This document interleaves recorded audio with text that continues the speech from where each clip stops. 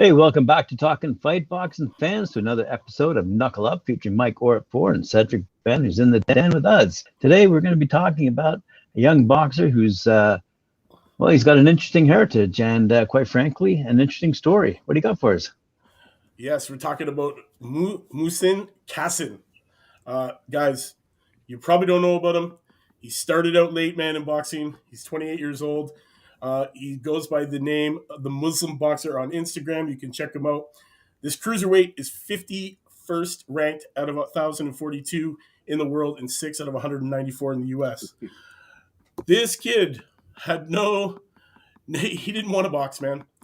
He is the younger brother of the former undisputed heavyweight champion Hasim Rahman, who started his boxing career with 8 wins and no losses, including 5 knockouts, while Muhsin Cason didn't put on a pair of gloves until he was 21 years old. By all accounts, a late bloomer in the boxing world. Just to remind people who Hasim Rahman is, he's the famous. He had a great professional career himself in like late '90s, early 2000s. His big claim to fame was knocking out Lennox Lewis in their first match. Yes, back in 2001. Lennox Lewis, the Canadian gold medalist. Shout out to Carl in the chat. Yes, this is my regular look. He has rubbed elbows with some of the best boxing trainers and minds in the sport. Those experienced Carson feels will expedite his surge towards the belt holders. In a division that's been dominated by European fighters, Cason vows to bring back the belts to the U.S. in due course. The Baltimore native now resides in Philadelphia and has linked with popularity rapper Tone Trump to enhance his profile, Trump's MDF, which is the Muslim Don family. And it seems to be working out great with him. He also, he started off, he never meant to follow in his brother's footsteps, and we know that his brother is the famous one that knocked out Lennox Lewis back in 2001. But he had no interest in picking up the gloves until it was forced upon him by means to escape.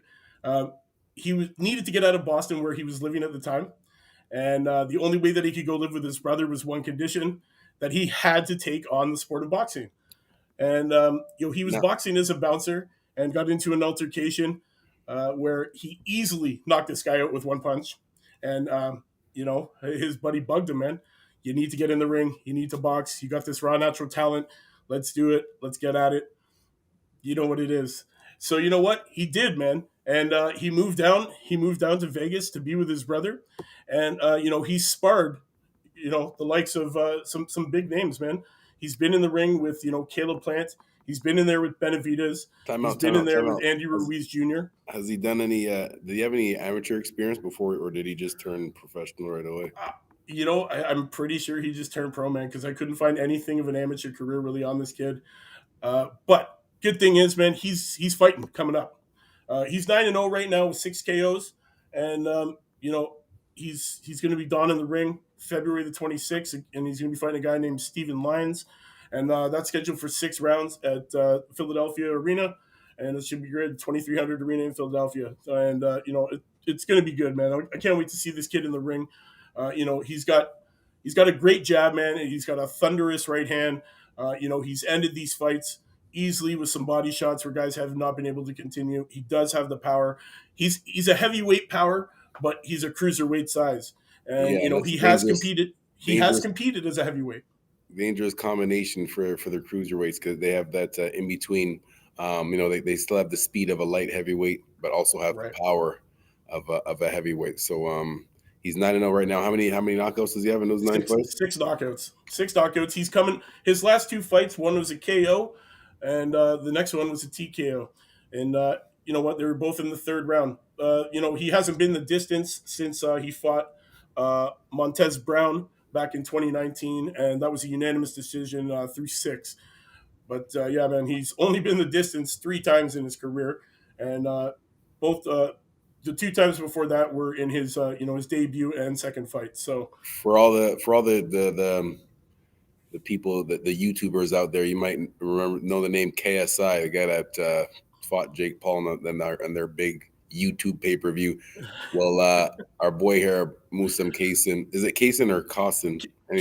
Cason. He sparred with him, getting him ready for that fight. Yes, I was tutoring him.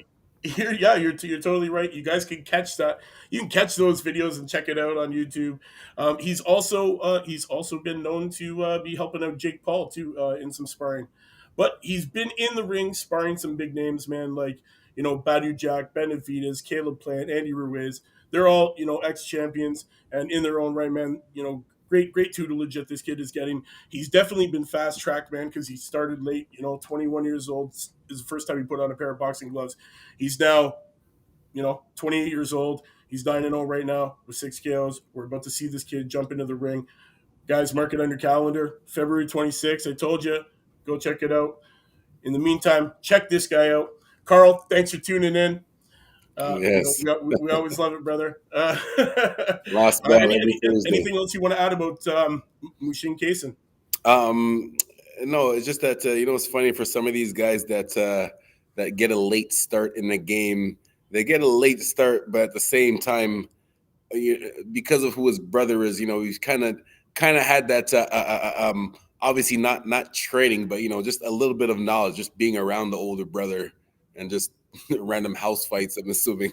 Obviously, Hasim, the heavyweight champion of the world. I'm assuming he won most of those fights. But I mean, when you're fighting your older brother at the house all the time, that gives you a little bit of experience that is not really accounted for. But just looking at him. No, but seriously saying, like, watching his fights here, he looks kind of like how I describe Shakur Stevenson. Like, he's more mature than his actual experience, and you could tell that by his his good long jab. Like, he knows how to keep the distance with it, and man, it's gonna be interesting to see his career. 9-0, 6 KOs. We'll see how long he can keep this up. Exactly. So, Knuckle Up fans, thanks for tuning in, man, to another wonderful episode of Knuckle Up at 4 with Mike Orr, bringing you these undiscovered prospects that you don't know about from around the world, man. Remember, tomorrow, Hannah Rankin live in the studio. Yes, don't miss it. 4 p.m. Eastern Standard Time. And if you haven't yet, hit up talkinfight.com, hit that subscribe, and set those reminders, man. You don't want to miss it. We bring in you stuff every day. That's Ronnie in the chat, what up? Make sure you guys like, subscribe, and give us some feedback on which fighters you want to see on here too. Definitely. Yeah, man. Definitely. Like, subscribe, share with your friends. You know what it's about, man. We'll see you tomorrow. Same time, same channel. Hannah Rankin, you know what it is. Make sure you tag us and the fighter in the post.